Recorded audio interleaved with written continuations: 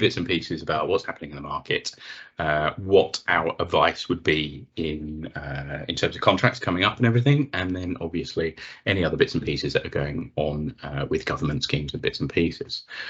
What I will do is I will just hand over to Michelle. So we're doing this in conjunction with CPC, and Michelle works for CPC and is fairly new to the role, so she's just going to do a quick introduction, and then I will take things from there. So hi, Michelle. Hi, thanks, Nick. Yeah, hi, good afternoon, everyone. So I'm Michelle Newcomb. I work for the CPC. We are a purchasing consortium, predominantly with the education sector. I have recently taken over, like Nick said, managing the utilities framework. So I've come along today just to say hi and get the update with yourselves. Just a bit about CPC. So we are part of the CPL group, which is we're an education-owned charity, and we give back to the sector. So for those of you on the call that might not be aware, we offer many other services along with energy. Thanks, Nick. Perfect. Thanks very much, Michelle. Right. Over into what everybody's after. So gas, electricity and water contracts can be procured through our multi-supplier frameworks across a number of lots. Following Public Contracts Regulations 2015 compliant tendering process, Dukefield Energy became the sole appointed consultant on the framework at inception.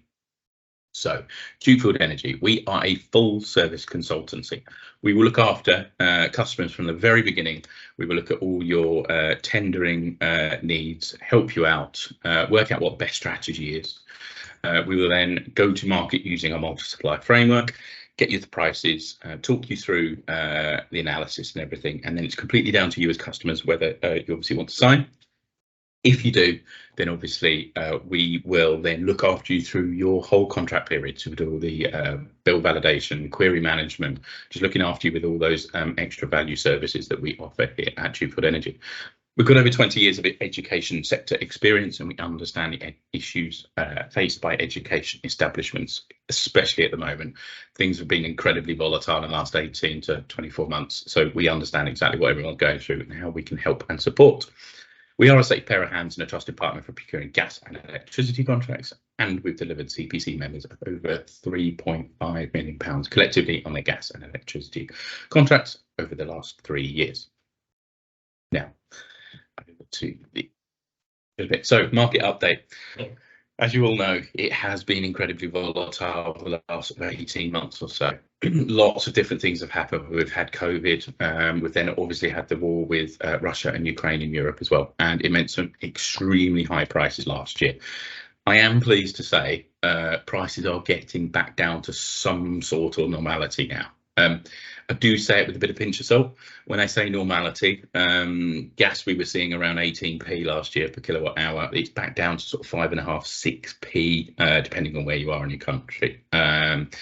So it has dropped down considerably. It is not where we're used to seeing things. Obviously, most people were used to seeing sort of 1.5, 2p on gas. As I say, we're still 5.5, 6p, which is still 3 times more. So still very high, but nowhere near the levels we were seeing last year.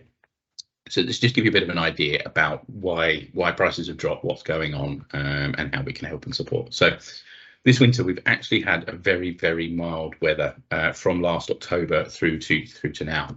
We didn't have any real cold snaps, and it really meant that we didn't delve into the UK storage facilities, particularly with gas, which means right now gas storage levels are standing very, very high. They're a lot higher than normal. In terms of EU gas demand, just because of the extreme high prices and the warmer weather, in Europe, we used about 60% less than normal, which is a huge amount, which is really good. Storage levels are standing around 30% above their 5-year average, which means there's much less injection in these summer months right now, where we normally use a lot of LNG shipments just to try and offset our storage facilities. Because of all the volatility, the government have put a new rule in place that storage facilities must be full, 100% full by the start of the winter months, which is the 1st of October. So if we'd used a lot of our storage up, we'd be panic buying LNG shipments from around the world and trying to fill up storage, and effectively the price would still skyrocket. Pleased to say that storage is looking very good. So yes, it's a positive note, and it is driving prices down at the moment. We've obviously got lots of warm weather at the moment as well, which is really helping. China's economy obviously was halted massively due to COVID. It is just about getting back up and running again now. It also meant their LNG shipments fell by over 20% in 2022. That was really good because the UK then, moving away from the reliance of Russia and everything else, managed to buy up those energy shipments, a lot of them, and got them for a good price as well. So again, make sure that prices are driven back down from all the volatility that we saw. Strong winds. It's a very short-term factor. As soon as we get strong winds, our network here in the UK for electricity reacts straight away, and the prices do drop. We can't store particularly winds, but we have had a huge amount of wind generation over the last year, and we've used up to, it's gone up by over 30% year on year. We've seen for the last 3 years, which is really good news. The government are putting a lot of emphasis onto a lot of renewables. It's what we're starting to see, where non-commodity prices are going up because they're effectively putting that money into the network and the infrastructure here in the UK. The EU are currently looking to ban LNG. Sorry about that. LNG. As soon as possible from Russia. That is starting to put a little bit of a concerns in prices into next winter. Effectively, if the EU do ban Russian energy completely, not just the oil and the gas pipelines, it will just mean that there's less LNG to go around, and increased competition is going to drive up prices. It's not quite affecting prices just yet. There is just a bit of volatility in the market for future dated contracts. It's just something that we're keeping a very close eye on at the moment and just seeing what's going on. And also another slight concern is around the French strikes and their aging nuclear infrastructure. Prices have kind of plateaued in the last sort of month or so. They've been dropping very, very well since Christmas, and they've sort of plateaued out.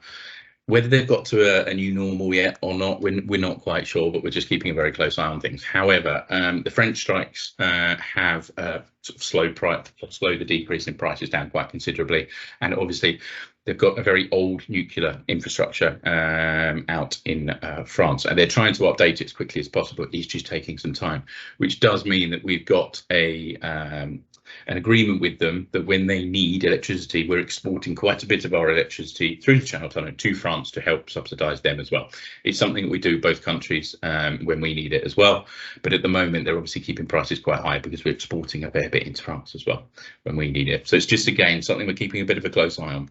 Prices have come down, they've plateaued quite nicely, but we're just being careful about the winter. So keeping a close eye on that. As I say, prices have dropped, which is good. Right, next thing, I'm just going to touch on it very quickly, and I have done in the past couple of webinars as well, and it's just purely because you may have seen some changes from the 1st of April. So you would have got your April bills now because we're in May, and you may have seen a difference in the energy price cap from the government. Last year, with a huge amount of volatility, from the 1st of October to the 31st of March, the government came up with a scheme where they would subsidise the commodity prices, dependent on when you signed your contract. As long as you signed a contract from the 1st of December 2021, you were going to be eligible for these prices. And it's all down to, there's a lovely government spreadsheet, and it's down to the date that you signed a contract. On that date, they basically look at what the commodity price was, and they work out how much discount you're going to get. So as I say, from the 1st of October to the 31st of March, for electricity, you were eligible up to a maximum 34.5p. And on gas, you were up for a discount of 9.1p. So quite a big discount there. Now, the government have wanted to expand the scheme and carry it on for another 12 months, which in theory is a great idea. It's helped everybody, particularly with the prices last year. If you had to go into the market last year when prices were very high, you need support because those prices were extremely high. And if you signed a 12-month contract, prices will still be very elevated. The only issue we've got, it does feel like a bit of a tick in the box. As I say, the discount for electricity was 34.5p. It's now the maximum discount is 1.96. So a huge difference in the amount of discount you can get on your electricity. Gas is similar, was 9.1. Now it's a 0.697. So again, a massive difference to what it was before. So if you've seen a difference in the amount you're getting on the energy bill discount scheme from the government, this is the reason why.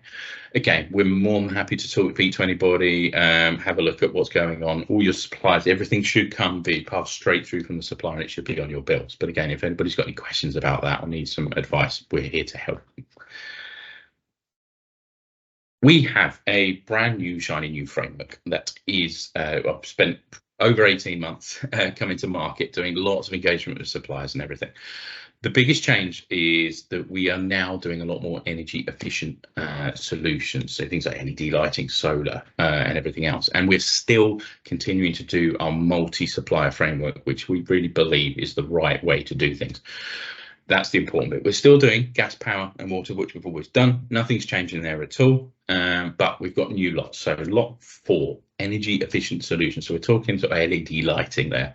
LED lighting is one of those low hanging fruits. Doesn't cost an awful lot of money to be able to put it into your organizations, but it does give a huge difference in how much you use for lighting. Last piece of information I read, LED lighting can be up to 60% more efficient than normal strip lighting. So it's one of those that you can spend a little bit of money and actually get a huge return in terms of reducing the amount of usage you've got there at your sites. Obviously, this is all really geared around net zero, working out trying to go carbon neutral, all these bits and pieces that are going to be really heavily targeted over the next sort of 10 to 15 years. This is what we've got this framework for. We're able to go to our suppliers on all these lots, and we're able to give you a compliant route to market these different lots. So lot 4, energy efficient solutions. Lot 5, on-site generation, so solar photovoltaics. There's 2 options here. You can effectively have some solar panels put on your roof, and you can use the sun and generate electricity, which you can then effectively use to subsidize the amount of electricity you've got on your site, thus just reducing the amount you actually use coming in from the grid. Or you can have what we call a PPA agreement, and then you can effectively sell the electricity that you've made back into the grid. Now, 5 years ago, that used to be a really good idea because the government and suppliers used to give people a really good price for that. The price has come down quite considerably. So most people we see use solar to offset their usage from the grid, which is one of the really good positives. Another one, on-site generation for heat pumps. You've got ground source heat pumps, air source heat pumps. They are very, very efficient, and they're some of the things that can be quite expensive, but make a real difference in driving for that net zero goal. If you've done a few things like LED lighting, you've done insulation and other bits to pieces, triple glazing, all these other bits, heat pumps tend to be the next things. They tend to be a big project, but it really does make a difference in the amount you use on a site. Lot 7, supply or metering services and building energy management software. So we're talking MOP, DA and DC contracts. A lot of suppliers will automatically put you on their contracts. Now, we've now got some metering services that we can effectively see what we can do to get you the best deals, rather than just use your automatic MOP, DA and DC from suppliers. But also it's about building energy management software as well. So you may have spent a lot of money and got some really great bits of kit there at your organizations. But what you want to do is have some sort of energy management software that kind of ties everything in together. It turns lights off at certain times in the day when, buildings and classrooms and things are not in use. Some buildings might not be used over the weekend, so again, it keeps an eye on things there and is able to turn heating and everything off there. So they can be very, very good bits of kit that is to really put everything together and make sure you're making the most out of all the bits and pieces you've got on your We've got a great portal. We've been doing a lot of testing at Dukefield Energy on this, and we have started to roll it out to a number of our customers at the moment. It's about this sort of data and around going net zero. The biggest thing for everyone is all about your data, being able to compare meter by meter, building by building, and seeing what you've used over the last month compared to April 2022 or 2021. Again, we can have all that for you. You're able to log in, you're able to download bits and pieces and see exactly what's happening. Now, this is all linked up with our partner systems link, and it basically gives you a lot of different reports. We can tailor this as well to exactly what you need at your sites. There's lots and lots of different widgets and bits and pieces. So if there is something you want, we can certainly look to see if we can get that for you. Very customizable depending on you and your organization about what you need. There's other little heat maps in terms of when you're using the most energy as well, so you can see the certain hours there at your organisations for a particular meter about, you know, what is the most important time of the day where you're using the most amount of light and things like that, and energy. Again, it's all about giving you as much data as possible to your fingertips. Obviously, any customers of ours, we can do ad hoc reports and we can do bits and pieces for you with the guys back in the office as well. No issues at all. But this is here for you to be able to log in, have a look, and have that data at your fingertips as well. And if anybody needs us to set up bits and pieces on there and start rolling it out, that's what we're here to do. So that's about it from me. We're going to have a bit of a question and answering session now. What I will do is put our number and email address here. If anybody's got any questions or just wants to take things a bit offline, have a chat with myself or the team or anybody about anything, please take this down. Just to finish on one thing at the moment, we're starting to see prices kind of plateau to a certain level. They're not coming down anymore, but they're not rising up considerably. We are starting to see certain things in the news that does make us feel a little bit uneasy into the winter months. Now, a lot of people will see their contracts coming up. If you didn't have a contract in 1st of April, then more than likely your contracts might be 1st of October. It might be next year, but anybody who has got contracts coming up this October, now's the time to start looking. We're in a sort of place where the prices have plateaued. We're going to have the summer holidays and the summer break coming up. We saw huge spikes last summer. Now, we're not predicting that's going to happen straight away or anything like that at all. But what I don't want anybody to do is leave it to the last minute. And if something happens, again, that is completely out of our control, and something happens, you know, with the war with Russia and Ukraine, we are starting to see some things that Russia are going to start ramping things up over the next sort of 6 to 8 weeks as well. Again, if something was to change with that and things took a turn for the worse, prices may be affected again. The most important thing is just having enough time. We're not saying you have to sign on the dotted line right now, but the most important thing is you start looking at the strategy. We can help and support and build that strategy around you guys. So it's all there ready to go. If then we do see prices rising considerably, if we've already tendered for your prices, we can refresh those within 24 hours, which means, you know, we can get prices very quickly for you and get you the best deal we could possibly do. Most important thing is don't leave it to the last minute. Make sure you get in contact. If you just want some help, advice and some support, you don't always have to use our services, but we're here just to offer as much advice as possible. So that is it from me. I'm going to stop sharing now, and then I'm going to have a look, and Michelle and myself will have a look and see if anybody's got any questions. So if you put them in the questions and answering, let's have a look and see if we've got anything. I think just there in the chat, Nick, a couple popped up just in terms of sharing the slides after this webinar. We've recorded it, but we're able to share the slides. Yes, yeah. So we are recording it, but we'll also be able to share the slides for anybody as well. And if anybody has any questions or bits and pieces, just get in contact. If there's something a little bit, I've probably gone over things in a very broad detail, broad sort of outlook. If you need a bit more detail on anything, then by all means just get in touch. So yeah, not a problem at all. And Naomi had asked, will this include LPG? Ooh, no, we don't do LPG. We can certainly talk to our suppliers and see what they can do to help and support. It's not on a framework currently, but if you do need help, we can certainly point you in the right direction or have a chat with our suppliers to see if they're able to.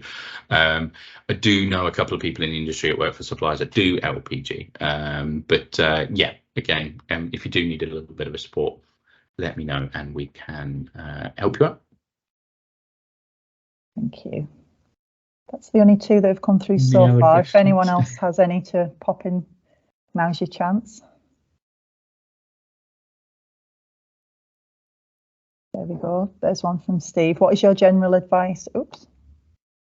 Where's that gone? What is your general advice at present on an April 2024 gas renewal? Okay, April 24, still got plenty of time. Prices are kind of plateaued at the moment. We are able to get prices for up to 12 months out. So we're now within 12 months of that window. We can certainly have a look and just see where 2024 prices are sitting. They're not too bad right now.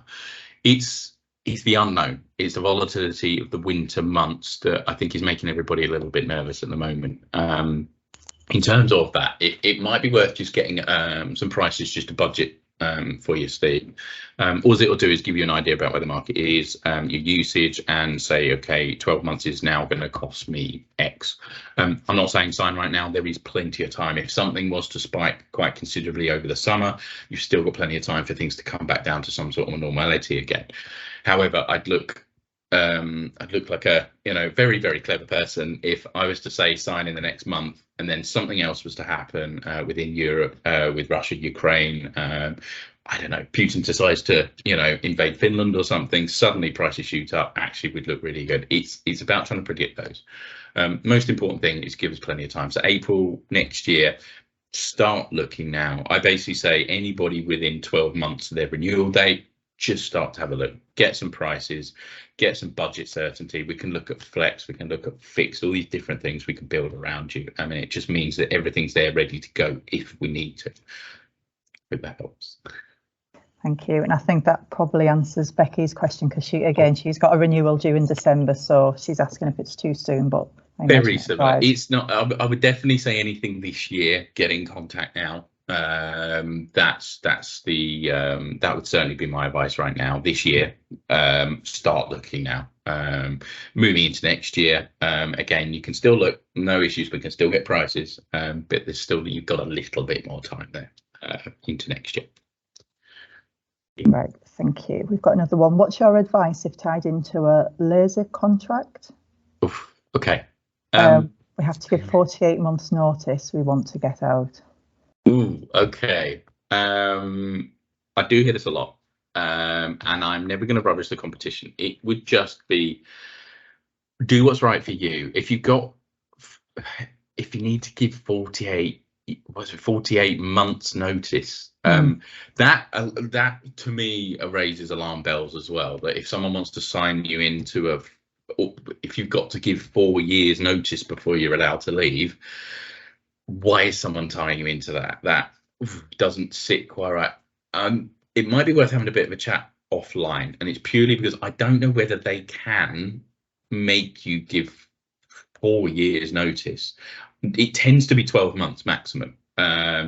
We don't have anything here to tie you in for Dukefield Energy. If you ever take one of our contracts, it's just the supply contract that you sign up to. Sorry to interrupt. They've just corrected 24 months. They said it should have said 24 months. Oh, okay. Again, It's still. Ooh. Yeah, it's still a long time. I know how they do it, because they basically buy at a basket level and then say, once we bought that energy, you have to just stick with it. The most important thing is, probably get in contact. We can certainly have a look. I know there will be certain break clauses within it. And if for whatever reason you're not getting the best possible service or not getting the prices that you think you should get, we can certainly have a look at it, and just certainly advise what we think. Completely, no obligation, some free advice, and we can certainly see what's going on there and what you're tied into, and then just to offer you, our sort of honest opinion on that. Hopefully that helps. Another one coming from Janet. We are a relatively new build school, built with solar panels on the roof, but nothing linked to energy supplier. Are you able to help with advice, etc.? Yes, we can. So if you've got any issues with your solar, we've now got our lovely new solar framework where we've got some great suppliers on it, and we can reach out to them for some advice. If something's not quite working at your site, and the company that put the solar panels in, and what the contract was there or anything else, my first port of call would be start to look with them. But if you're not really getting anywhere, then please, let us, we can certainly have a look. It basically should show, and you either have a bill that effectively shows the discount, how much you basically made from your solar panels. That gets taken off your energy before they then bill you for the rest of the energy that you've used. Or if you're selling it back to the grid, effectively there's a line that says, right, you get paid X for this amount of kilowatt hours, and that's how much you then get again, you get given back. So there's those two bits there.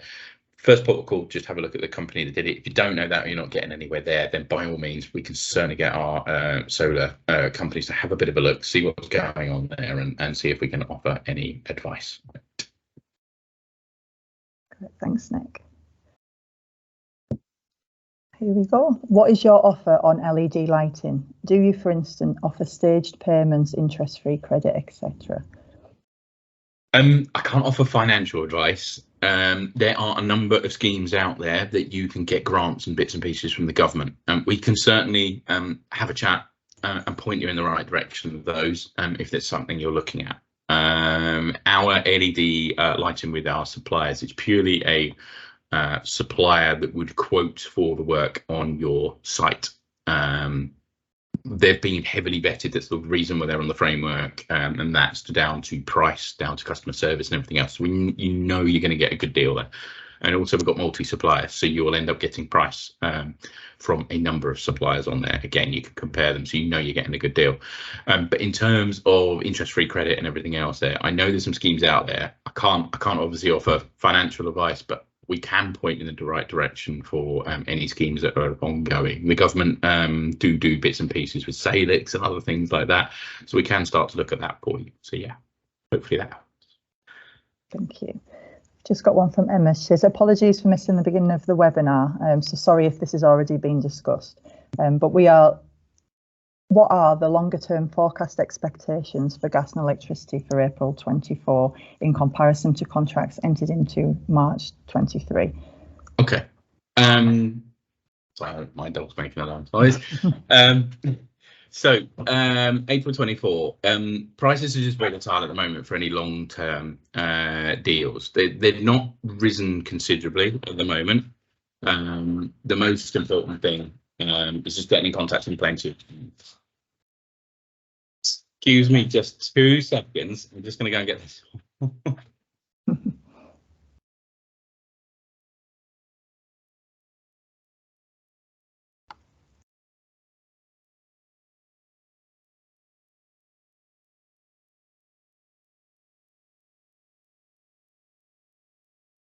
Hi there, everyone. Sorry about that. We've just had a delivery at home, so the joys of working from home.